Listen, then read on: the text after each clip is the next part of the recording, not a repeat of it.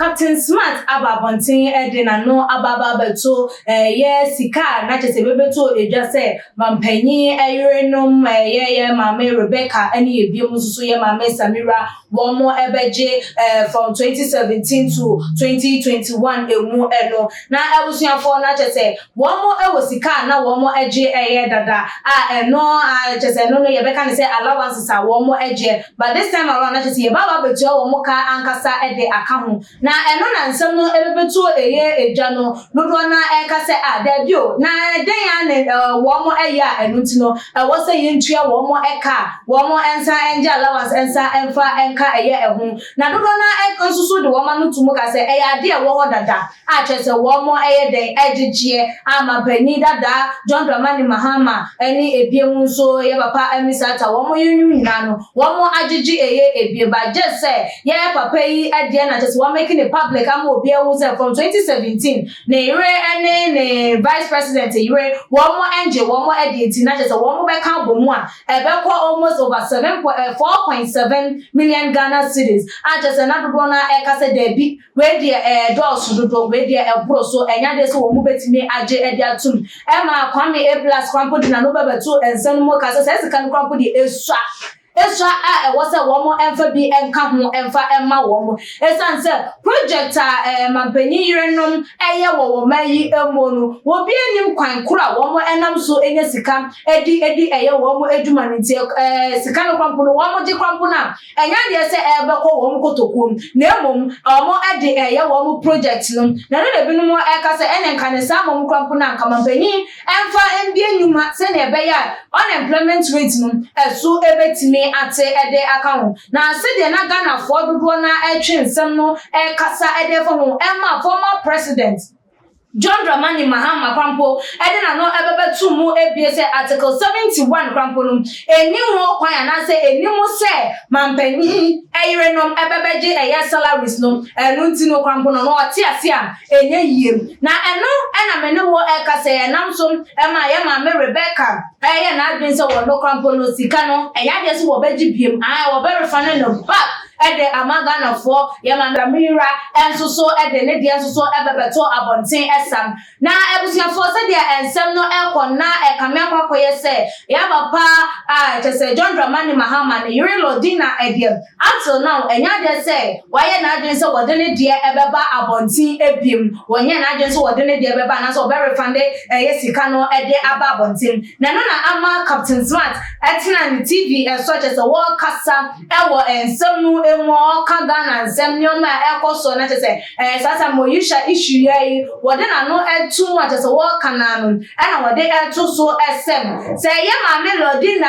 enim na wan bambonte amfa sika no wan refane Ghana for ye sika amfa ma ye padiam enye wonu nikunu onkan nu se asotwe padiam wo mo ebetri but we will punish your husband if you don't bring our money chese se ye ma melody na Mahama amfa sika wan refane ye sika no Ghana sika na ama ye pa ediam enye nikunu wo ye former president ede ema NDC amanyoku no na chese wo mo ebetri na super eye enye nya asenketwa ekwa sansem samijemfi ama womo ahunu sika maame no na woje no ye 3 months bia eti so say sa 3 months ni say sika na woje no wonfa enye de embra na se wanye na dwo so de bade wonkan wo sem ni kunu ena ebetua eye enso ka na ebusuafo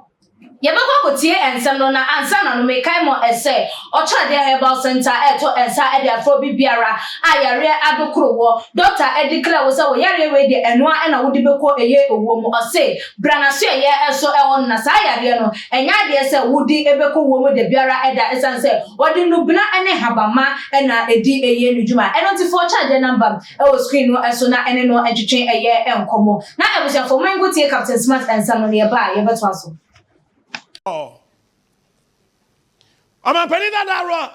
I Mahama yere lodina patriotism in team ye. Sikano, would you say my 1 cedi busumi ayeje? And your friend say, Sami Jemfi say,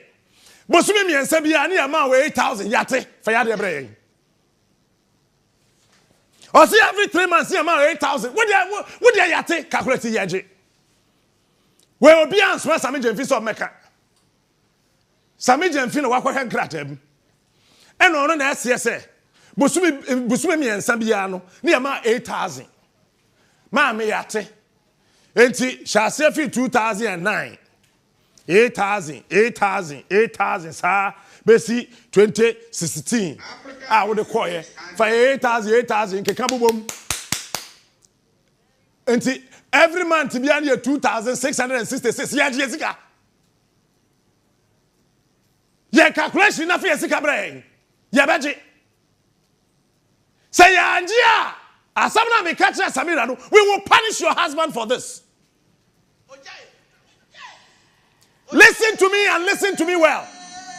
If you don't bring the money, we will punish your husband for this. Sami Jemfia calculation na mai. You and I were not there.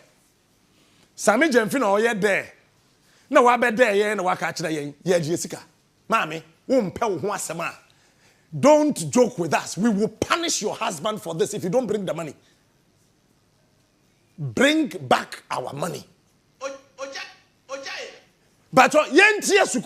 Jona ebusiafo said the Captain Smart edenen nsem no atu eja eno no wo hwe nsem kaye said the wo bode vim ene eyi ekasa ye na etwa ye sa nsem na wo kan ye say ani mampanyi dada ne yira fasika na abade a ene wo be punish eye ni kunu no all right so wo kasa eye nsem no ana ebusiafo wade nchefa nsem no ehon wo so metimi ede aba betu eja otumaji eche comment section na like a videos na share all the social media platform so media and equia sikapa that's na yebasan edi ehia ebi makramo